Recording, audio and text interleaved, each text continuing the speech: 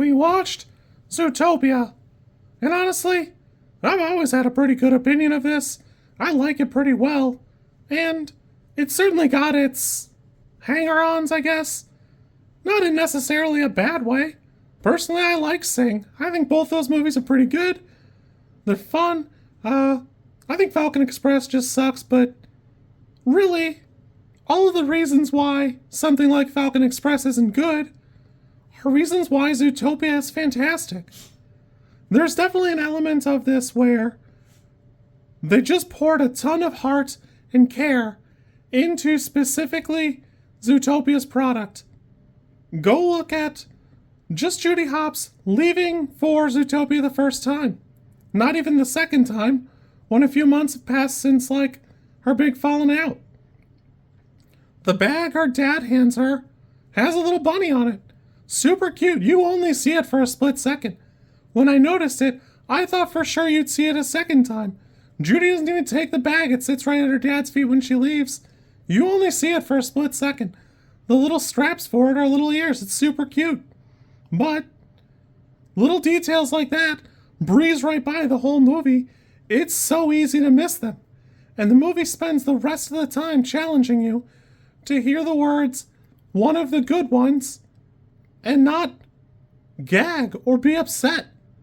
And justly so, because the whole time it's presenting you with the idea that somebody can just be a good person, and it doesn't matter what they are or what their background is. You just have to look past it and appreciate them for who it is. It's amazing because it's such a good dialogue about prejudice, racism, society, and it's presented so succinctly, it almost breezes right by you before you have fully tried to grasp any bit of it. I don't think there's ever a time where this movie won't be super relevant, like a great dialogue about race, social class, anything. I just don't think this will ever not be relevant to your day-to-day. And it'd be easy to kind of dismiss parts of it or dig into other bits, but it's important we look at the writer-directors because it's a trio, and it's Jared Bush, Brian Howard, Rich Moore, and you're really looking at the efforts between Bolt, Tangled, Wreck-It Ralph, some Futurama. Honestly, you'd be silly to let them go to other projects that aren't yours. Really, it's a case of oops all bangers. And a common denominator is they're all involved in production bits where you can find credits for them in the art department or production design. So it really shows when you get to see little bits more or elements of the city spread around them and presented in such a fantastic way. A lot of these bits are just so quick and so fast, you don't really have time to dig in and appreciate them. Everybody remembers that sloth scene, but just go check out Little Rodentia. You don't even spend a ton of time in there, but just the little bits of Judy in Little Rodentia is a great example. The weasel's happy to cause chaos as long as he can get away. Judy slows down. She stops to make sure the buildings don't fall off, and she's hopping around the whole movie. It'd be easy for her to probably get around him and win, but she won't do it at the cost of hurting other people around her. By this time, 100 people have told you what great energy Jason Bateman brings to the cast, alongside J.K. Simmons, Tommy Chong, Ginnifer Goodwin, Idris Elba, Jenny Slate. I think it's important we investigate why. Jason Bateman having a long history of doing not stand-up, but comedy presentations where his delivery matters and timing matters. It really does help to elevate all of his line delivery here. He gets these great dramatic bits alongside Ginnifer Goodwin, Jenny Slate, who typically have been in comedy productions or silly things. It really does stick out.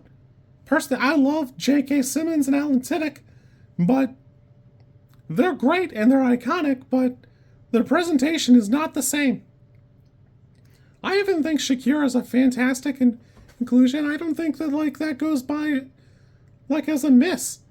It's excellent It's presented perfectly, and she even has meaningful dialogue here. And there's even a scene where you see a little bit about a character at a protest there.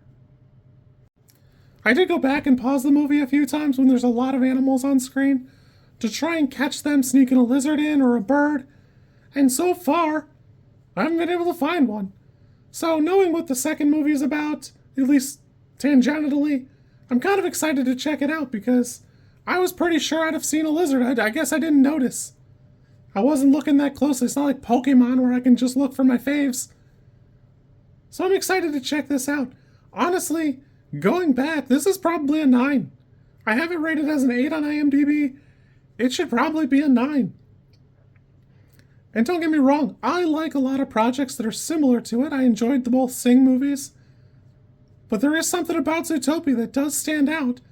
And a lot of it is the production value, the commentary.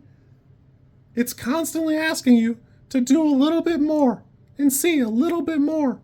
And it's fine and cute to see Wesselton or Weaselton and go, ah ha ha, Frozen and other products. But that's such a footnote because there's so much here. It's like I watched Disney crash. I really did enjoy it. I had a great time. I'm excited to check out Zootopia too. You kids be good. I'll see you probably tomorrow. If you like this content, I'm supposed to ask you to like, comment, and subscribe. I think like is here, and comment is probably down there, and subscribe over there somewhere too. I think. I don't know how many times this like snippet is gonna make it into a video. Everybody says you should do it this way, and I always thought it was just like an annoying thing other YouTubers did. And as you know, I am bad at editing, so if you like it, great, I'm happy for you. If you don't like it, I'm sorry.